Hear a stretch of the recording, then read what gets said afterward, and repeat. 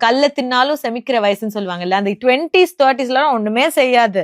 40 வயசு ஆனோடனே காட்டும் பாருங்க, உடம்புல ஒரு பார்ட்டா பிரச்சனை பண்ணும். அது வரைக்கும் வெயிட் பண்ண வேண்டாம். ஸ்லீப்ப தியாகம் பண்ணி ஒரு என்டர்டெயின்மெண்ட்டோ ஒரு சாப்பாடோ நாட் ஓகே. நான் சாப்பிடுற சாப்பாட என்னால கண்ட்ரோல் பண்ண முடிஞ்சா என் வாழ்க்கையை என்னால கண்ட்ரோல் பண்ண முடியும். என் வாயிலிருந்து வரக்கூடிய வார்த்தைகளை என்னால கண்ட்ரோல் பண்ண முடியும் அப்படிங்கிறது பல ரிலிஜன்ஸ் அவங்களோட ரிலிஜியஸ் புக்ஸ்ல சொன்னது. நான் படிச்ச உளவியலும் அதை தான் சொல்லுது. நான் பாக்குறது எல்லாத்தையும் சாப்பிடணும் அப்படின்னு எனக்கு தோணுச்சுன்னா உங்க லைஃப் உங்க கண்ட்ரோல்ல இல்ல அப்படிங்கிறது தான் அர்த்தம்.